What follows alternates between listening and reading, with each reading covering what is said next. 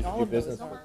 And then, I found that Like, and I have like the normal brand Citibank or NBNA or something. Like, one of the big banks, they refuse to do business with them to get.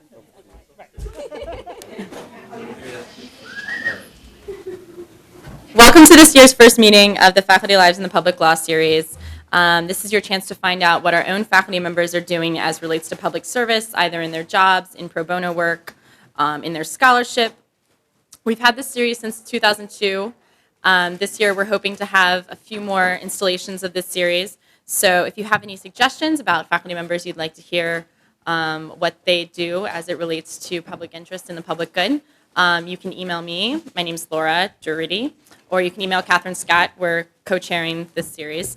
And so today we have someone who's led a very exciting life of representing high-profile, often controversial clients. So it should be interesting to start off our series this year. And so Katherine's going to introduce him. So I'll turn the floor over to her. Thank you.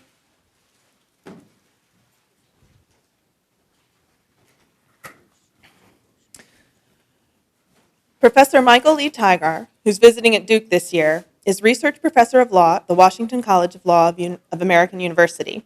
He's argued 7 cases in the United States Supreme Court, about 100 federal appeals, and many other cases in state and federal courts. Past clients have included Lynn Stewart, Terry Nichols, Angela Davis, The Washington Post, Allen Ginsberg, the Chicago 7, H. Rap Brown, John Connolly, and K. Bailey Hutchinson. He's represented many of these clients as court-appointed or pro bono counsel. Professor Tigar has been chair of the 60,000 members section of litigation of the American Bar Association and chair of the board of directors of the Texas Resource Center for Capital Litigation. In his teaching, he's worked with law students in clinical programs involving significant human rights litigation. He's made several trips to South Africa. There he's worked with organizations of African lawyers engaged in the struggle to end apartheid. And after Nelson Mandela's release from prison, he's lectured on human rights issues and advised the African National Congress on drafting a new constitution. He's been actively involved in efforts to bring justice to members of the Chilean junta, including former President Pinochet. Professor Tigar has authored or co-authored 10 books, 3 plays, and many articles and essays. His latest book, Fighting Injustice, is a memoir of his career, fighting for protection of citizens against government infringements on their civil liberties. These are just some of Professor Tigar's many accomplishments. We're honored to have him set aside the time to speak with us today. Please welcome Professor Tigar. Hi.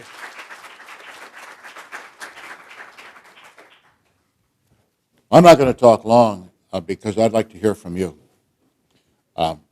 Yes, that's a list of some of the cases. I will mention some of them because you really can't do this work representing people whose lives or liberty are at stake unless you possess a certain human quality, which is that you must be a massive blob of ego suspended over a chasm of insecurity. And it's only the first part of that equation that I intend to display to you today. The question would be how and why and what cases and so on. And for some of those, you can go on Westlaw and look at articles that I've written about this process.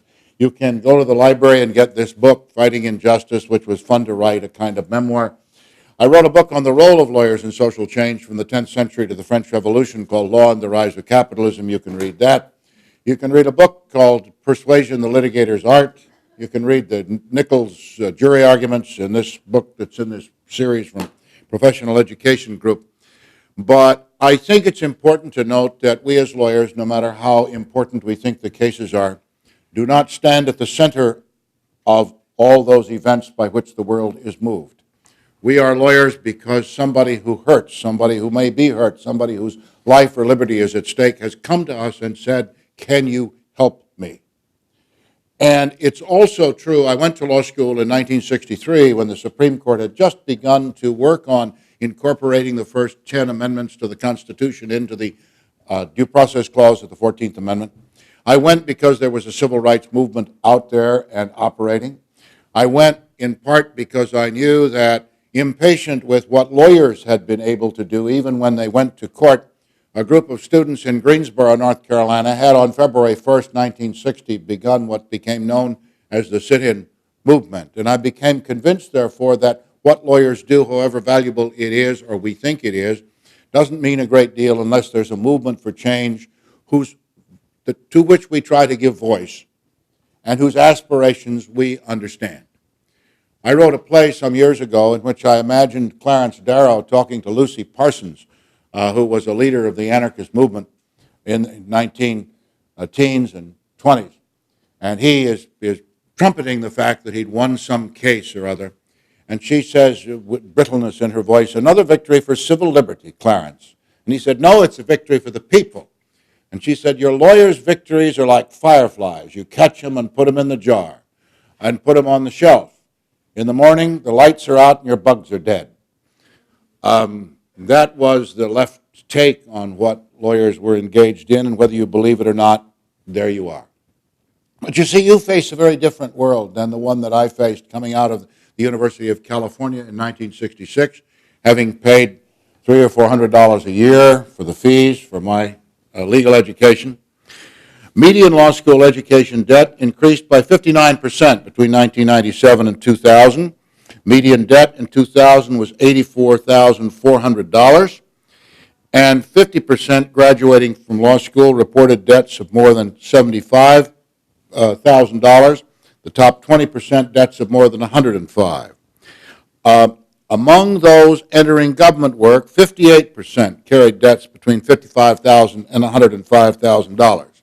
Yet, those who wanted to go into public service and public interest, well, in private practice, your fee ranged from $67,500 in terms of for firms of 2 to 25 attorneys, and $125 as a starting salary in firms of more than 500. For attorneys entering public interest job, the median salary was $35,000. Federal government jobs, $45,000. Those in state or federal government could expect a median income of $41,000. The number of attorneys providing legal services to low-income individuals is about 1 for every 6,861 low-income people. In the general population, it's 1 for every 525. Got it? That's the picture that you face, and I understand that difficulty. If you want to do good, maybe you have trouble doing it. But what is the option when you enter a big firm? The ABA litigation section did a poll last year. They found that 48% of lawyers in their firms said they're encouraged to take on pro bono work and are given credit for it.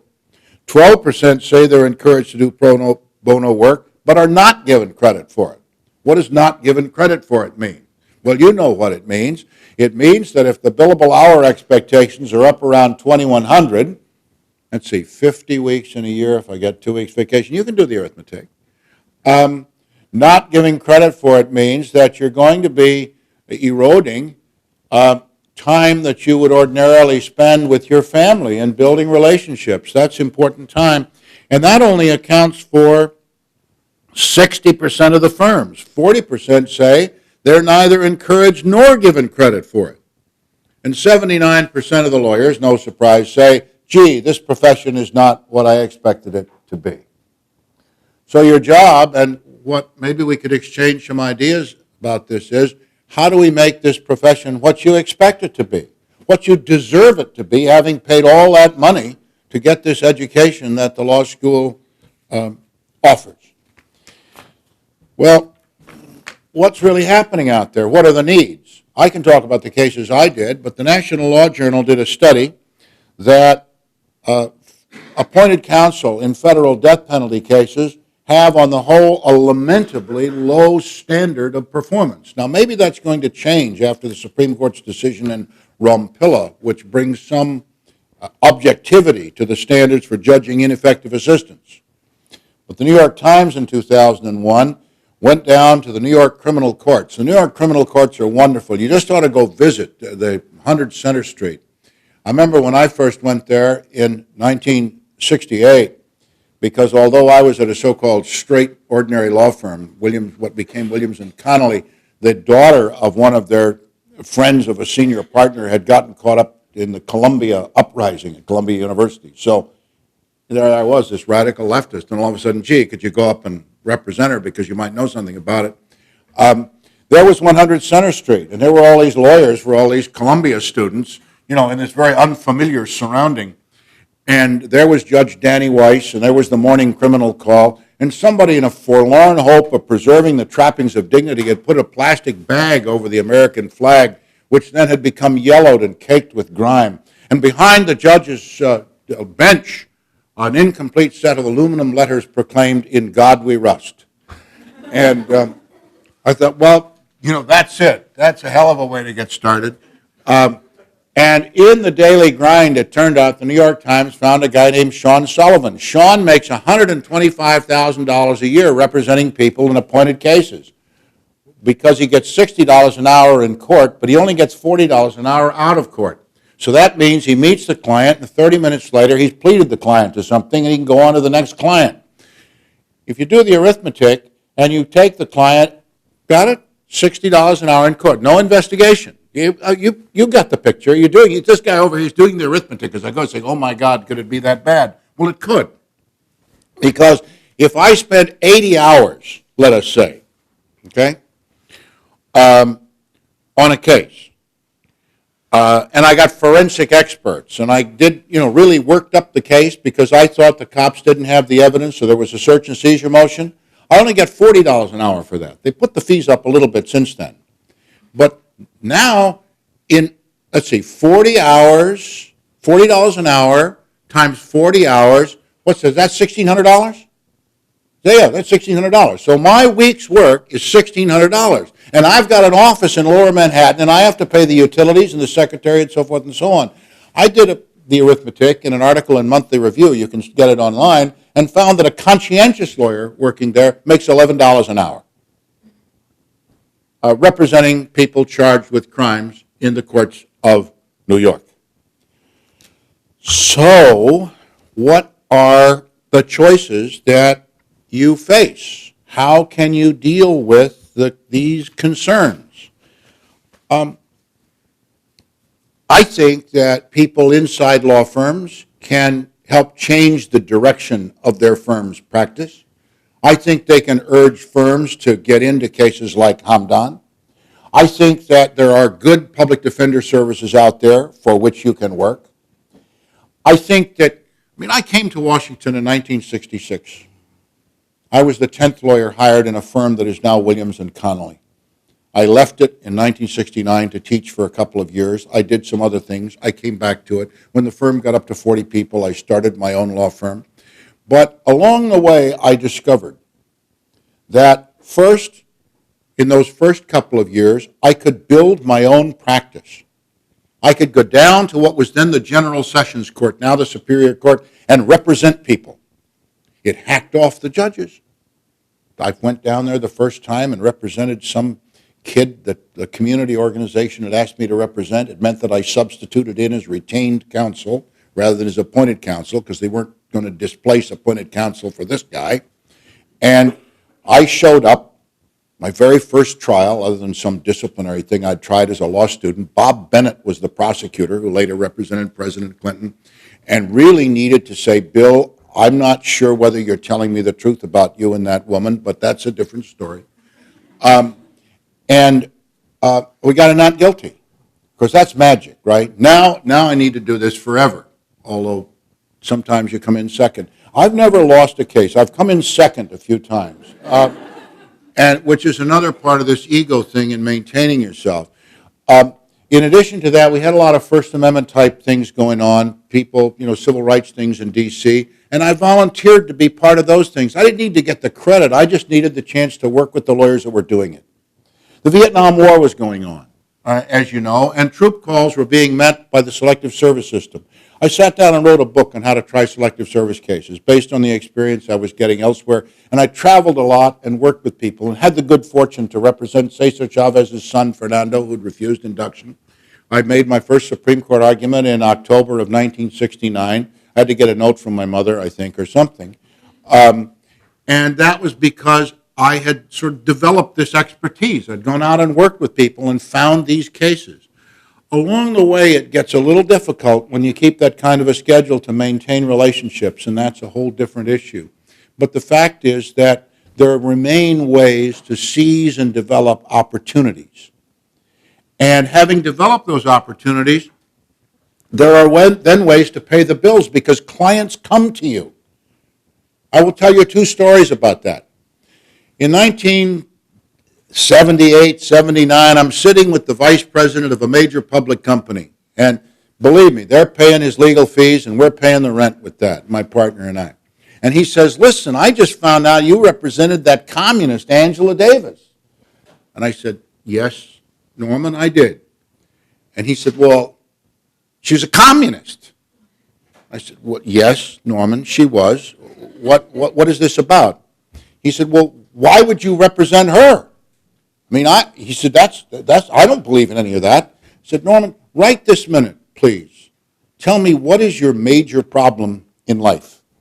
He said, well, it's that damn prosecutor and the unfair grand jury that's going to... I said, you know what, that was Angela's problem too. He said, yeah, but you didn't charge her what you're charging me. Ignoring the fact the corporation was paying it. I mean, let's get serious here. But I didn't. I said, Norman, and that's because all people with legal problems deserve to have representation. That's something I happen to believe. And Angela was an underdog. You were an overdog. The overdogs have to pay. The underdogs do not. Those are the rules. If it makes you terribly uncomfortable, you could find somebody else. But all the lawyers you find, I think, that are any good are going to tell you the same thing, that they do some underdog work and some overdog work, and it kind of averages out, right?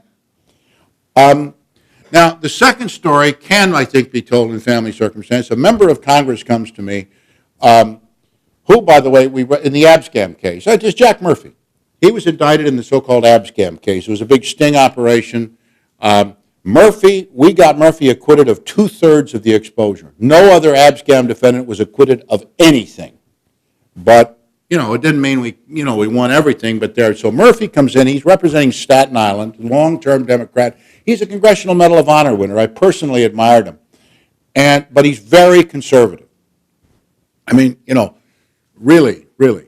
And he comes in with an old friend of his, Andy Maloney, who was U.S. Attorney in the Eastern District of New York and is a big-time lawyer, and also known to be, Andy really is out there on the right. And so we go through this thing, and we're talking whether I would represent Jack Murphy, and Andy finally says, Jack, it's going to be perfect for you. I will defend your right wing, and Tiger will defend your left wing. And Murphy said, to hell with my wings, I want my ass defended. Well, that was, that's the key concept, you're right? It didn't really have anything to do with my politics or his politics. It had to do with the fact that a Spelling Club Fed he did not think ought to be in his future. So the process of putting together a law practice that combines these things was, while at times it was a little scary, it was an adventure that we could have. The former general counsel of the American Civil Liberties Union of Northern California, right, Al Bendick, became general counsel to Fantasy Records, Fantasy Films. And so when they got in trouble over licensing rights to One Flew Over the Cuckoo's Nest, well, I got hired. Why? Because of that contact that had been built up over time. So, folks, I'm here to say that it is a hell of a ride, but that you have choices. They are choices that go beyond what are presented to you in your, career services and so on. You may have to look beyond those and get a little more energetic about reaching out and networking. We can talk about some specifics if you like. Because I think that despite the grimness of the financial picture you may face, we are in crisis here. We really are. I'm talking to some people about the Hamdan case. We're at a time when the New York Times can talk about something called the torture debate without a hint of irony, right? For 500 years, we struggled to say that torture is wrong, always wrong. It became a peremptory norm of international law. And now people want to say, well, what if? Well, you know what I say about what if, just in case the torture debate happens to come to your door? I know a lot of people that a jury might say needed killing. People get indicted for murder, and the studies have shown, the American jury study, that jurors are inclined to understand why people kill other people. And so they bend the norms. the battered spouse. There's a great North Carolina case about that. They bend the norms, and they may find you guilty of a lesser offense or even sometimes give a jury nullification acquittal.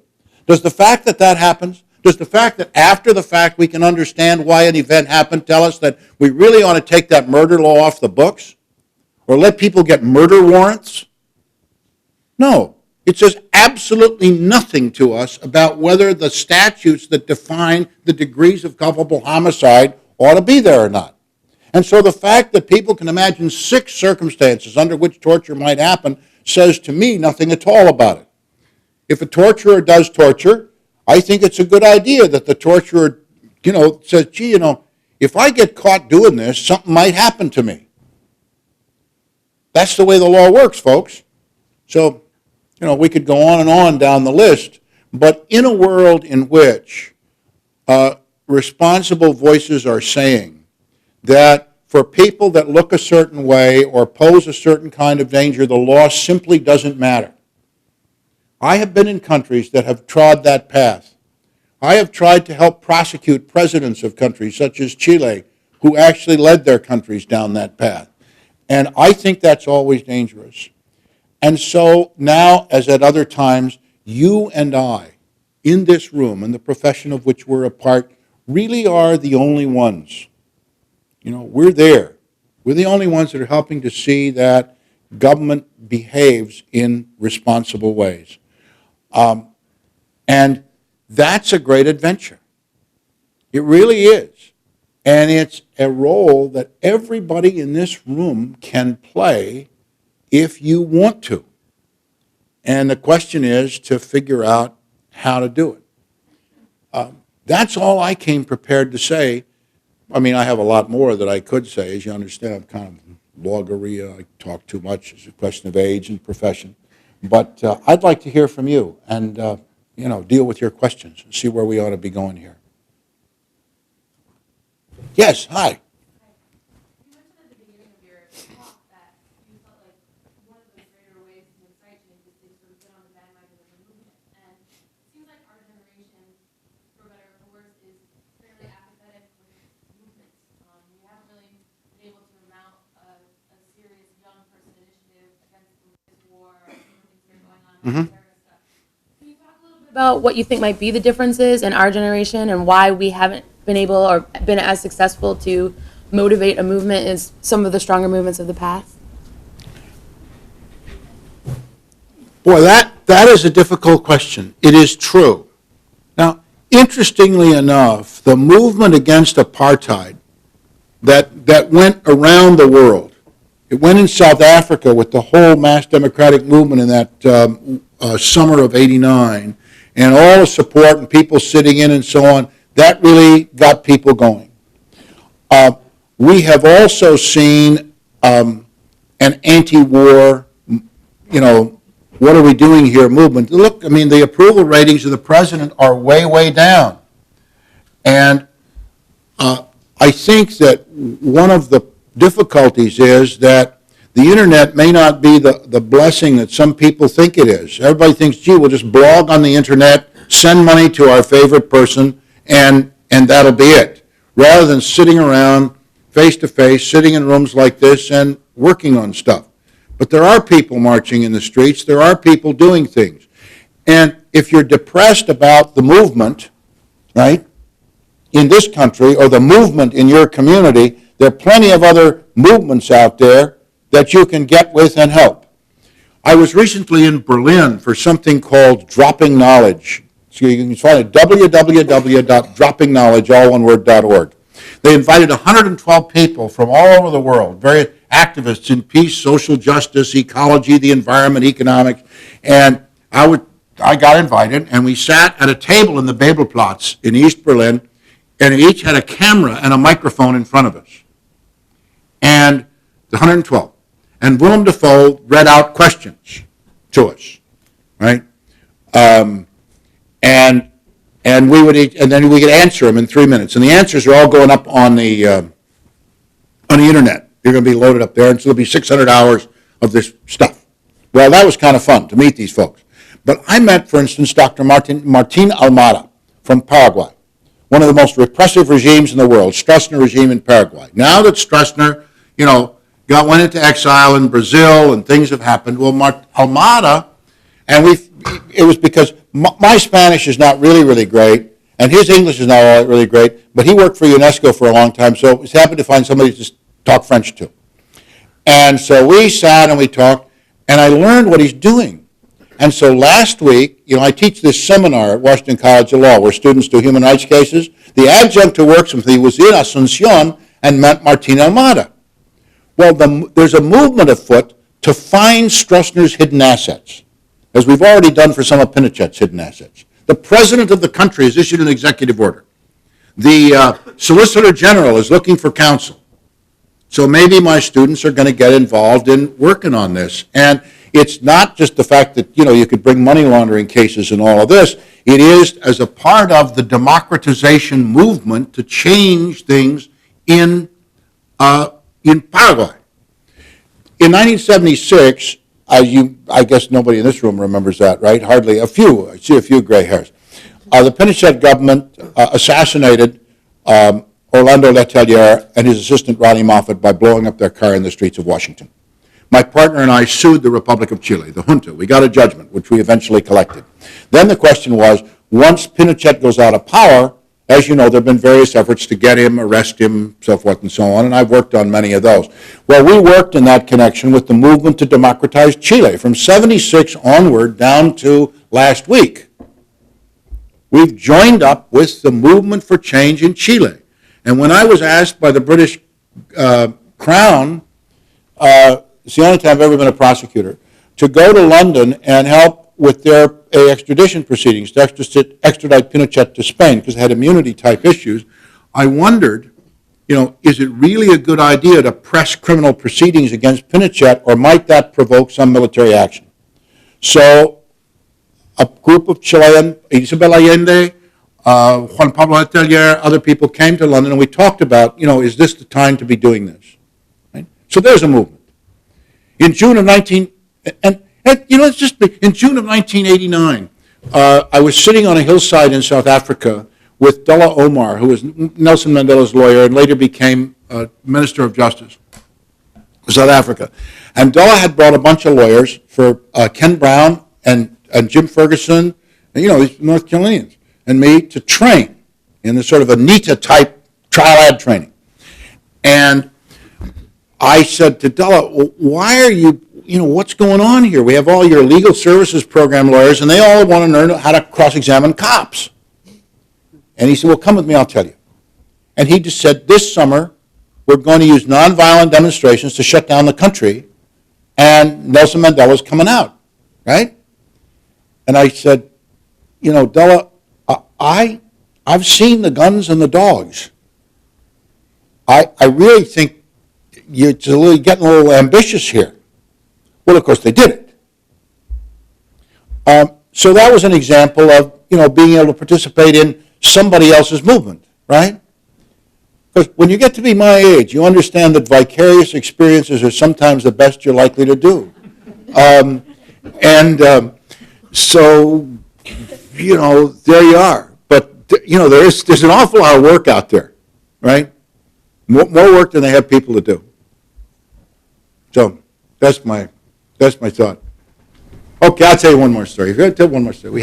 We're trying Fernando Chavez for refusing induction into the Army. The local draft board refused to recognize he was a conscientious objector. And he told the story of how he became a conscientious objector by talking to his father. His father was on a fast. And his mother said, Fernando, come home. Tell your father not to go on another fast to protest the farm workers thing. It'll kill him. So Fernando comes down from college. He and his father go on a walk. And when they come back, Cesar is still on the fast, and Fernando is a conscientious objector. So there you are. Well, Fernando tells this story. This is to a federal jury in Fresno, California, in a trial presided over by a judge who used to be an FBI agent, Judge Crocker, M.D. Crocker. And Fernando starts to cry. And I look, and 6 jurors are crying. We could be in the hunt here, right? So our next witness we call Cesar. Well, the prosecutor, who used to be an assistant district attorney at Bakersfield, a town which is famous for the smell of the feedlot just north on I-5, and Buck Owens lived there, too. William Allen. Cesar testifies. And Allen goes after him. And finally at one point says, now, Mr. Chavez, what would you do if a Russian soldier was raping your wife? And Cesar, I don't know, you've seen pictures, right? They don't do him justice. He sat in the witness chair for 30 seconds. He didn't say anything. Then he leaned forward, put his hand, excuse me, he said, I have forgotten your name. He said, my name is Allen, William Allen. Well, you see, Mr. Allen, the struggle of the farm workers for justice has taught us many things. Well, now, said, now, just a minute, Your Honor, I object to that. Now, counsel, come to the bench. And old M.D. Crocker, he leaned over and said, Mr. Allen, for 2 weeks, I have sustained every one of your objections. I have kept out everything that Mr. Tigar has tried to bring in here about this war and this president and this, that, and then you had to go ask that damn fool question, didn't you? He says, well, we're all going to sit here until Mr. Chavez finishes answering it. And it's great. I saw Judge Crocker, several years ago at the Ninth Circuit Judicial Conference. I guess he's still around. I walked over and said, Judge Crocker, how do you do? You remember me? He said, I remember you. He says, you probably think you won that case.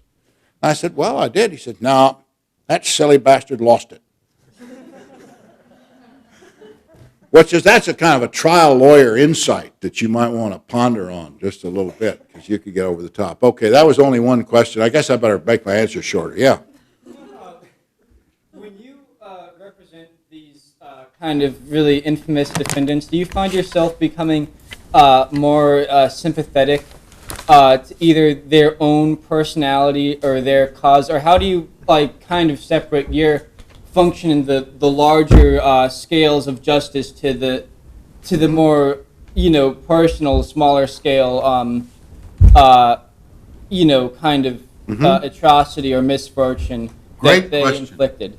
I'll tell you how I approach this, because this is important. I mean, that's the heart of it. If I'm appointed by the court, I don't think I have a choice.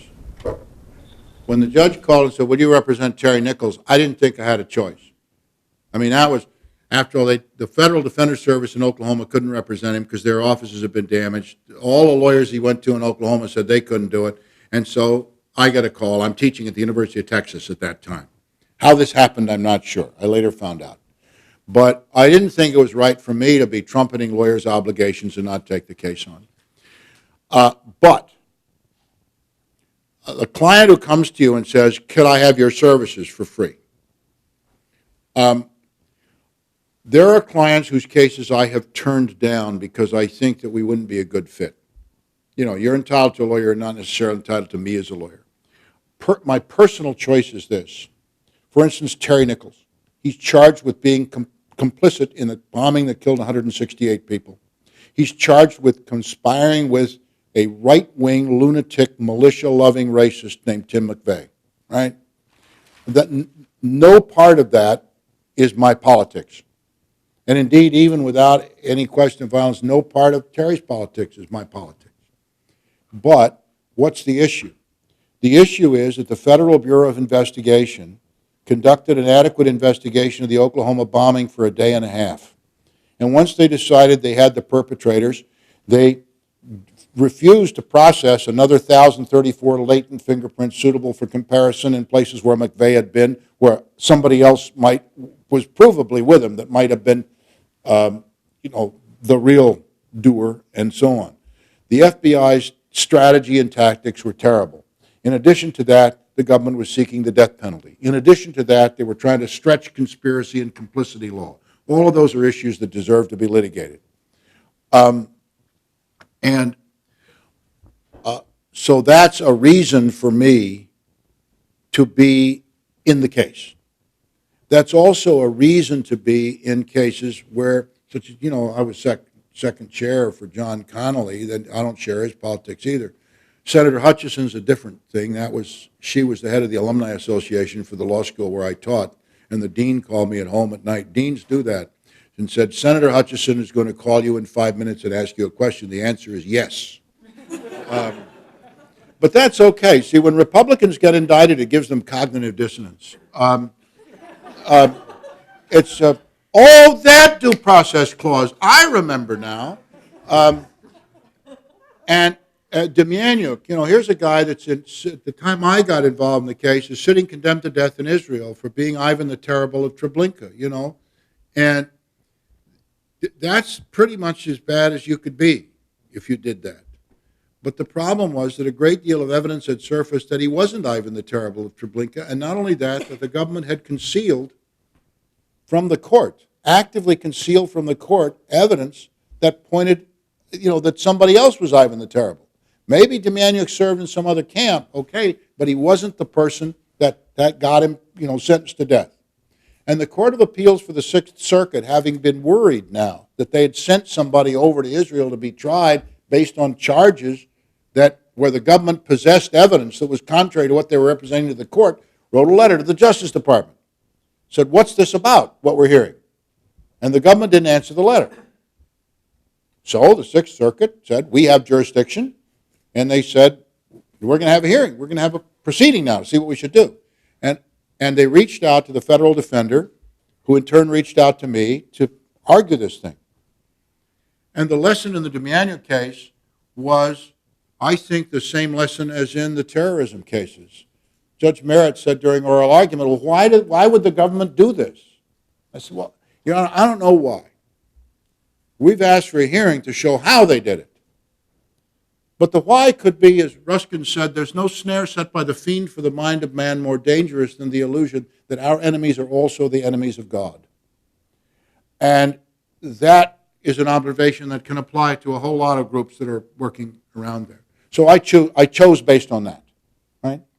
I chose to get involved in the Lynn Stewart case because, I was appointed by the court to be sure, but because I think there's serious First Amendment issues, serious issues of professional responsibility, and 88,000 intercepts of telephone and email conversations that we're told about, right? I'm really not for that. In addition to that, on Monday, I'm no longer in the case. They have different counsel and appeal, but on Monday, Judge Kodal held a hearing in that case because I used to keep in contact with the lawyers working on the case, the ISP service provider that the government had wholesale opportunity to read all the emails of. And obviously, I used words in my emails that would be keywords that they would get out. And Judge Kodal is asking the government for more data and more data. He's doing it all in secret. But that's a case, that's an issue worth litigating. So that's, now, the personal question, see, I don't think anybody deserves to be killed by the state. Okay, that's just what I think. I think that federal sentencing numbers, these high sentences that we have, the highest in the world, I think that's outrageous. I think a country that incarcerates 5 to 7 times as many people per capita as any advanced country is using the criminal justice system too much to try to do things it's not equipped to do. So for all of those reasons, I can get in there. I'm not answering your question. You got another one. Go ahead. I'm just wondering if you think it's possible to punish the state some other way, but to also bring justice to the defendants. I mean, if it's possible to punish the state for the kind of obstruction of justice in all these cases that they're inflicting, but to somehow bring justice to the defendant because they still committed some wrong in another way. I understand that. You know what? I wish it were possible. I wish it were possible in the real world to say that's the way the system worked. I was retained by Dominic Gentile to argue a case called Gentile versus State Bar of Nevada. And it's a First Amendment, lawyer First Amendment case.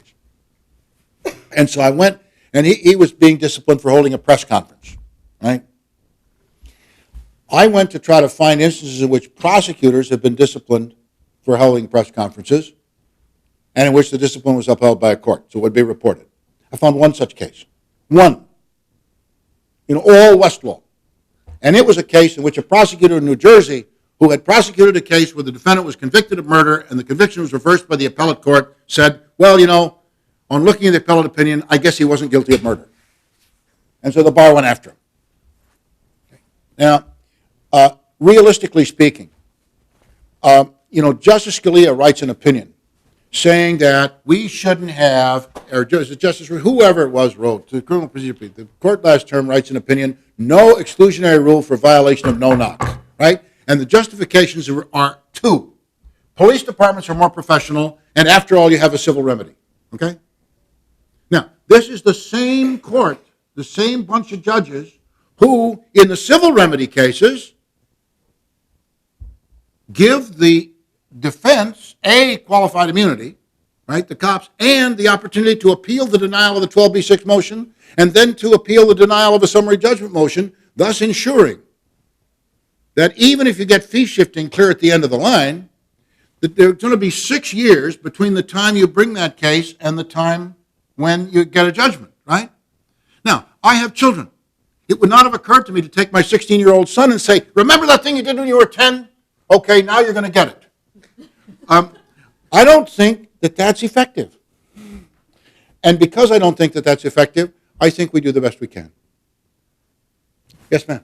Thank you for coming to speak to us today. It's refreshing to hear from someone who has such strong viewpoints.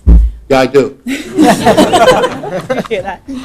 My question regards going straight into public interest work versus going to a firm. This is a question that a lot of us, talk to death about. And I think that a lot of people, and myself included, I'm very worried about my loans, and I'm not sure which pathway to go down, but I feel like a lot of people believe that down the road you'll somehow magically switch into the public interest world, and I'm just wondering if you think that's a risky philosophy, and if many of the people you worked with actually did come from law firms, or if you think it's better to go straight into public interest work. Well, I think, quote, it depends, close quote. Some law firms provide experiences for young lawyers that are very valuable than when you go out into the public interest, more high volume work. They teach you work habits. I mean, I was the 10th lawyer hired in Edward Bennett Williams' firm, but the way they did criminal cases was the way you should do criminal cases. So I learned good work habits.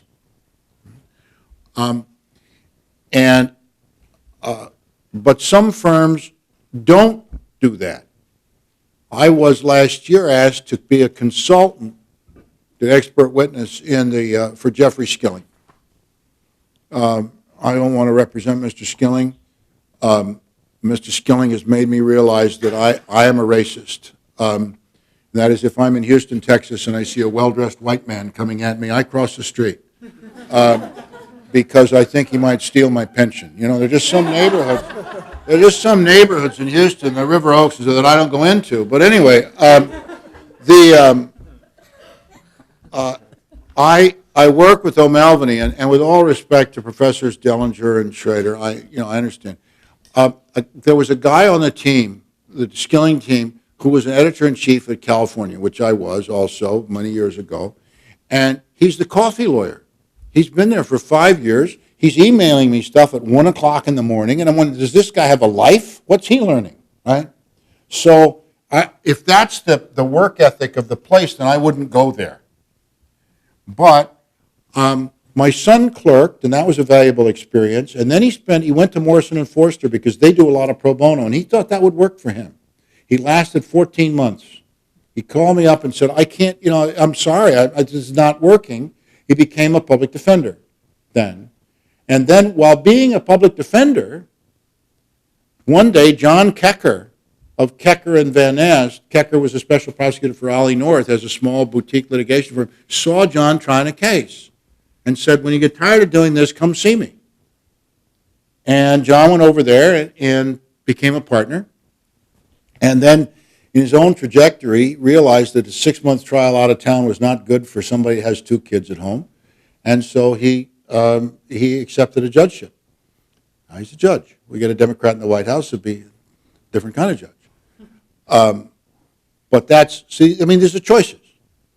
So I think if I'm looking at this, good public defender offices, great. because you learn good work habits, you get a chance to do good work. Good public interest firms that are not sort of high volume, bang, bang, bang legal services, that's good. Law firms with a pro bono commitment, that's good. Now, you may not find all of those at career services. You may have to join up as a student member of the ABA and look at, who's the chair of this committee, who's doing this, who's doing that, and draft your own letters. When we had our law firm, 6 lawyers, we'd get letters. Dear Sir or Madam, that, into the round file. Dear Mr. Tigar, I see that you wrote an article about such and such, or I see that your partner, Sam Buffoni, said, oh, now that's a smart person. They understand my true qualities, right? And so those letters got read. And so that's, you can do your own job search. I know that's a little, disjointed, but I don't think there's a firm answer one way or another. Did I scare everybody? Well, it's difficult. Let me reprise here. If you raise your hand, then I'll stop and I'll answer that question. What are you trying to do here?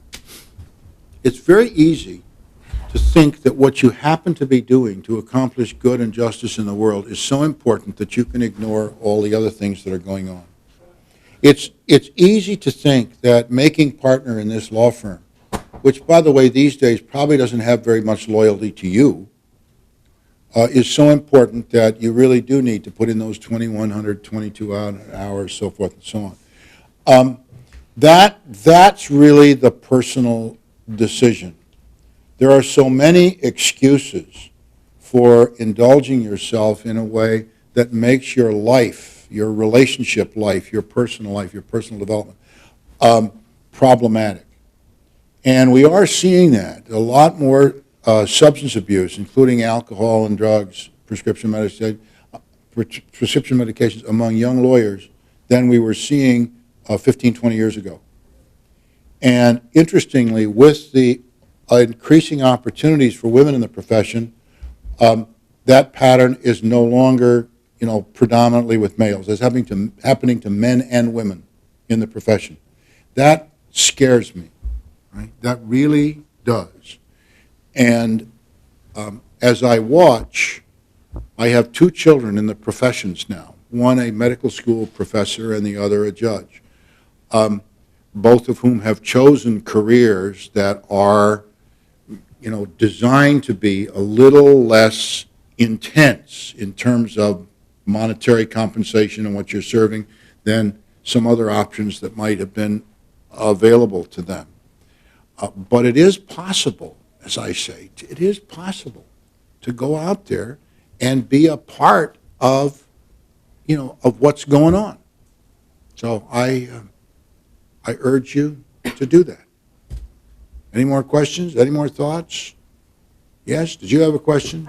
Yes. When did your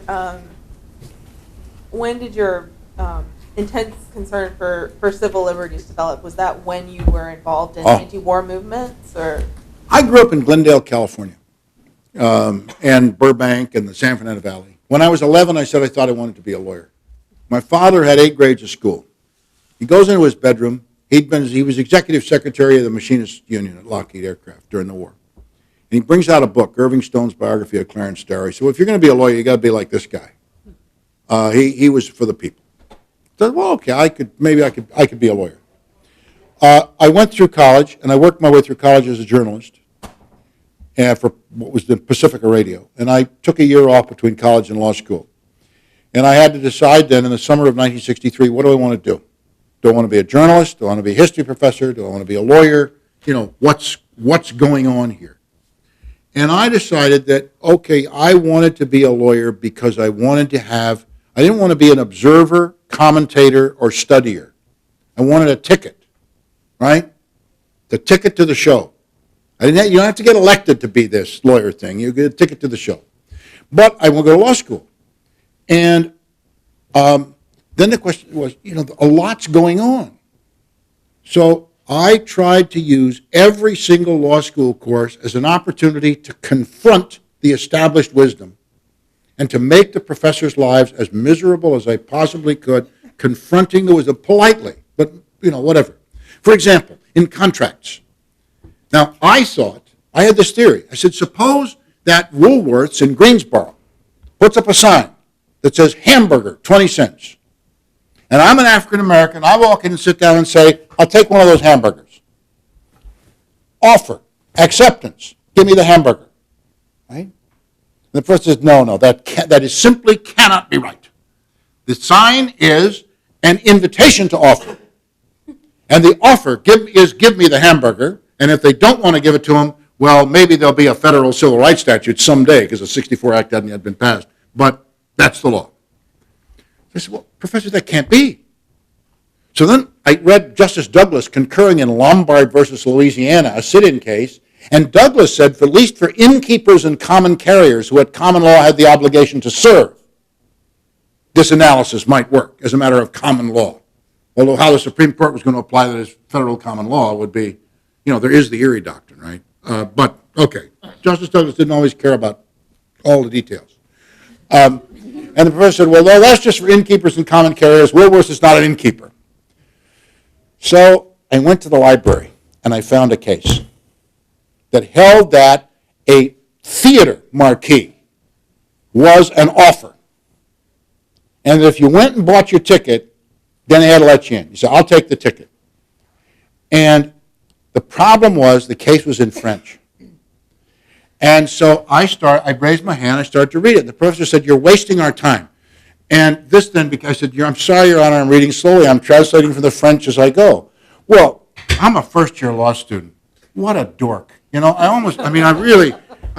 rest of the students looked around and almost just expelled me from the class for being such a complete nerd, right? But the story, kind of caught on. And then it turned out it was fun. I took federal courts from Paul Bator of Harvard. He visited it both. That's Hart, Wexler, Bator, blah, blah, blah, Harvard. And we would get together before the class because federal courts was the name of the game, right? That was, boy, if they would exercise their jurisdiction, we could get something done. So we would raise our hands and say things like, Professor, we were studying the 14th Amendment. The 14th Amendment abolished the states, didn't it? And he said, no, it didn't. That's the most ridiculous thing I ever heard. And he would call on the next person and say, but Professor, the 14th Amendment so undercut state authority in so many ways. Can't we effectively say that it abolished?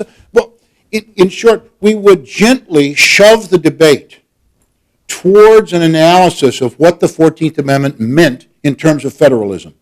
Because federalism was the great god on the Harvard pedestal. They may have taken the statue down by now, but there it was. So we used law school. We were always prepared. I always thought it was important to be prepared and ready, but we used law school to keep pressing these ideas to see how we could get it going. And that's really neat because the Senate is poised today over the objection of Ken Starr to abolish habeas corpus in certain cases. I know Ken Starr many years. To get Ken Starr to say that you're not obeying the Constitution is a reasonably difficult enterprise, right? So that's just an illustration. You can do it every day. That's a long way around to tell a story. So that's why I went. And as you can see by the smile on my face, I try to have fun doing it every day. I just had a call from Madeline Morris about the Hamdan case. What do you do about Hamdan in light of the pendency of this? And so reasoning through things. Yeah. What made you decide to switch into academics? I practiced for 3 years in a law firm, and I'm making the transition. Okay, never switched. From 66 to 69, I practiced. 69 to 71, I went to UCLA. I get there at the same time Angela Davis shows up in the philosophy department, right? She promptly declares she's a communist. They then try to fire her, and then she gets indicted for murder for this thing. So, and I represented A-Trap Bound during that time down in New Orleans, and then argued that Supreme Court case. And then I was in jail briefly, just a couple of days, in the Chicago 7 case, and this is a different story. And so I did some of that, and Ronald Reagan was governor of California then, and he tried to get me fired every other week and stuff. So then I felt I had to take a couple of years off and write this book, Law and the Rise of Capitalism. I funded my writing of that book because I got hired to brief and argue a Supreme Court case called Gelbard versus the United States in '72. And then I hung out in France for a year while I was writing that, but people would consult me about things and do it. And then I came back in '74. I taught as an adjunct during that time, '74 to '84, when I was also practicing, and then went to Texas. And even though I was, on the faculty at Texas, I once took a year off to try an antitrust case for money, representing an antitrust defendant. And we settled that during jury selection. I had kids in graduate school. And then I got appointed to the Nichols case, and I was head of the Texas Resource Center, so I argued 2 death penalty cases in the Supreme Court during that time. So I felt, I've just, my shrink says that there are these 2 archetypes, the scholar and the warrior, right? And the warrior needs from time to time to sit down with the scholar and figure out, like the next 6 things to do. But the warrior, all that means is that I'm an intensity junkie. Adrenaline's a drug. It really is. And I understand that. It's a part of it. So in the academic setting, here I am in an academic setting. But am I having fun? You bet. Is it a rush for me to be here? Yeah, it is. And when I teach a law school class, I use a lot of energy. So I try to have the same kind of fun no matter what I'm doing. Whether I'm teaching my students in Aix-en-Provence, and man, then I can speak French and do it, right? That's really, that really gives you a buzz. So that's the deal. If you're going to work and you can't say to yourself at least 3 times a week, "Gee, this is fun," then it's time to start reading the want ads, right? Because you're going to get a degree from one of the greatest law schools in the world. So what else do you need? Well, that's it. Hey, folks, thank you very much.